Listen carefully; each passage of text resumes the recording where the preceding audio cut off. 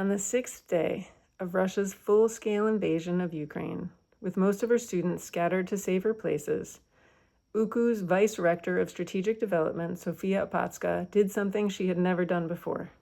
She rebuilt her International Business course around a service learning project.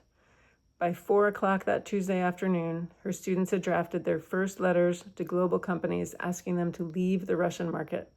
They were students in the chaos of war, doing the work of engaged citizens. This is where my journey with you, my commitment to Ukraine, and my forever friendship with Sofia began. I came to Ukrainian Catholic University in October of 2022, first virtually, now in person as a visiting professor in the business school, to learn from the educators who were doing something the rest of the world had not yet explored, considered, or discussed: teaching within war, with service learning as the keystone of their practice.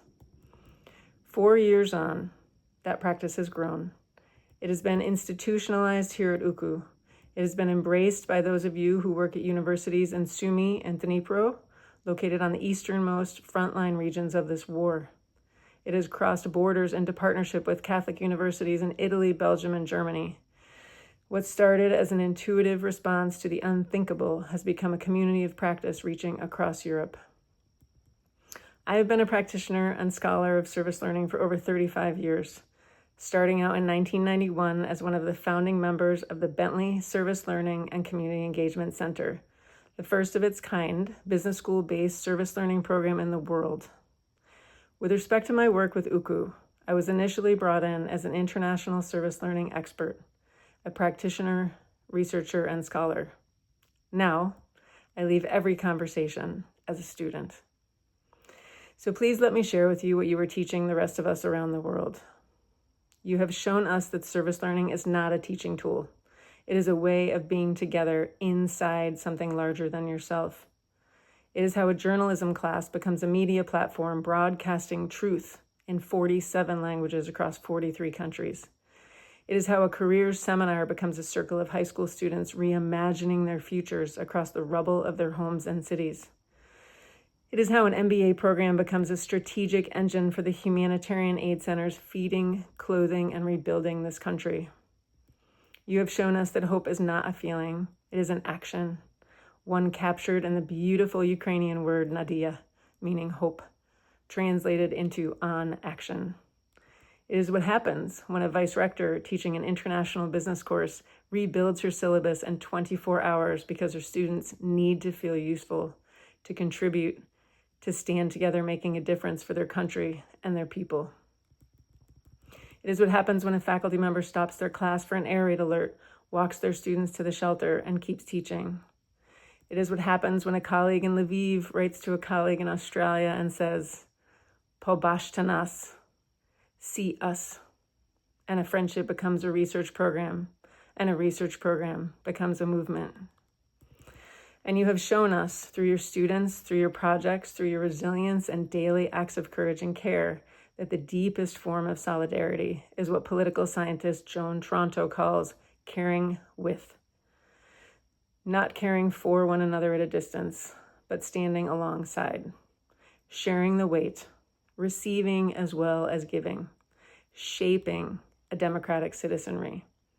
This is the gift you have built through resilience, hope, connection, and an unrelenting commitment to your people, history, community, and future. The world needs it, needs you, now more than you may realize. We had hoped, all of us, that we would not still be here, that this war would be finished with Ukraine standing victorious by now. It is not. And yet, sustaining freedom, defending democracy, holding open the spaces where young people can learn to become themselves, these are not pauses between the war and the peace.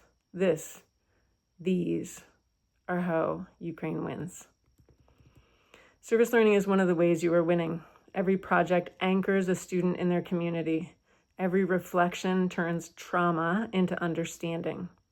Every partnership drops another stone of hope into the water, and the ripples reach further than you can see from where you are standing. So let me say what I've come here to say. You are world leaders, not aspiring to be, not on the way to becoming. You are. You are teaching the rest of us how to hold our classrooms open when the world falls apart.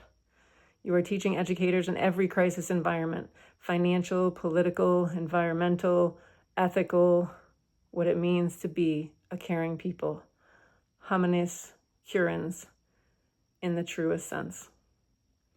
We are listening, we are learning, and we are standing with you as colleagues and friends in your fight for Ukraine, for its people, its culture, its history, its future, and its fundamentally moral, ethical, and human right to live with an enduring peace. You inspire us. And as you carry service learning forward into the universities of Ukraine's recovery, into every place where education must hold the line against despair, every stone of hope you drop will keep sending ripples long after this war ends.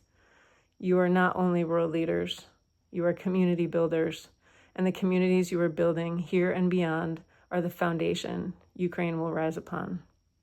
So keep building, keep teaching us, keep showing us what hope looks like when it acts.